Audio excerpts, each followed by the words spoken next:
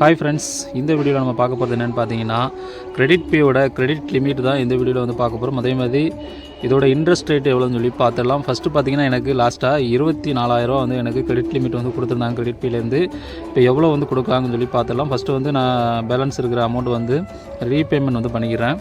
So repayment பார்த்தீங்கன்னா நான் net banking மூலமாக தான் வந்து பண்ண போகிறேன். ஸோ நெட் பேங்கிங் மூலமாக பண்ணால் 8 ரூபா வந்து சார்ஜஸ் எடுப்பாங்க. 3,762 எனக்கு கிட்டத்தட்ட பார்த்தீங்கன்னா 3,770 ரூபா வந்து ரீபேமெண்ட்டுக்கான சார்ஜஸ், அதாவது நெட் பேங்கிங் வந்து சார்ஜஸ் வந்து பிடிப்பாங்க.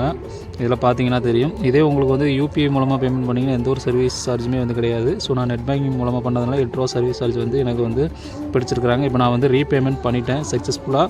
ஸோ அடுத்ததாக பார்த்தீங்கன்னா என்னுடைய கிரெடிட் லிமிட்டு எவ்வளோன்னு பார்க்கலாம். 24,000 ரூபா வந்து கொடுத்துருந்தாங்க கடைசியாக. இப்போ பார்த்தீங்கன்னா எனக்கு கிரெடிட் லிமிட்டு எவ்வளவு கொடுக்க போகிறாங்கன்னு சொல்லி பார்த்துடலாம். ஸோ இப்போ வந்து கிரெடிட் லிமிட் வந்து எனக்கு காமிச்சிட்டாங்க. பர்சனல் லோனு 29,000, அதாவது கிட்டத்தட்ட 5,000 ரூபா வந்து எனக்கு எக்ஸ்டெண்ட் பண்ணி டோட்டலாக 29,000 ரூபா வந்து எனக்கு கிரெடிட் லிமிட் வந்து கொடுத்துருக்குறாங்க. கிட்டத்தட்ட பார்த்தீங்கன்னா 29,000 ரூபா வருது. 5,000 ரூபா வந்து எக்ஸ்ட்ரா வந்து கொடுத்துருக்காங்க. ஸோ இதோட இன்ட்ரெஸ்ட் ரேட் என்னென்னு பார்த்துடலாம். இதுக்கு பார்த்தீங்கன்னா கிட்டத்தட்ட 8 மாதம் வந்து கட்டுற மாதிரி வரும். 8 மாதம் 4,014 ரூபா, அதாவது கிட்டத்தட்ட 32,000 சில்லரை வருது. ஸோ இப்போ வியூ சம்மரி இந்த ஆப்ஷன் வந்து கிளிக் பண்ணிக்கலாம்.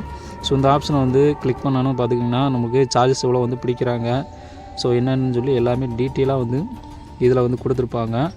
ஸோ கிட்டத்தட்ட 8 மாதம் பே பண்ணுற மாதிரி வரும்.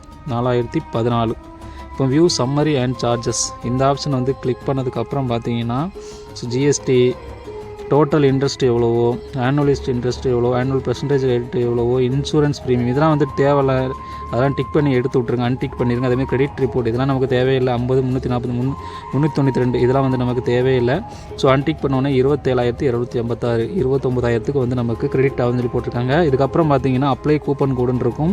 ஸோ 100% கிடைக்கிற மாதிரி நமக்கு கஸ்டமர் கேர்லேருந்து வந்து கொடுப்பாங்க. ஸோ அந்த கூப்பன் கோடை யூஸ் பண்ணுங்கள். அப்போ தான் உங்களுக்கு 100% உங்களுக்கு வந்து கிடைக்கும். இப்போ பார்த்தீங்கன்னா பேர் 70 இந்த கூப்பன் கூட நான் யூஸ் பண்ணிவிட்டு அதுக்கப்புறம் பார்த்தீங்கன்னா 29,000க்கு 28,461. ஸோ பேலன்ஸ் இருக்கிற அமௌண்ட் பார்த்தீங்கன்னா ஜிஎஸ்டி, டாக்குமெண்ட் ஃபீஸ் இதெல்லாம் பார்த்தீங்கன்னா வேறு ப்ராசஸிங் ஃபீஸ் இதெல்லாம் வந்து இருக்குது. ஸோ இப்படி வந்து நீங்கள் அப்ளை பண்ணுங்கள். உங்களுக்கு ஈஸியான முறையில் வந்து லோனு வந்து கம்மியாகவே வந்து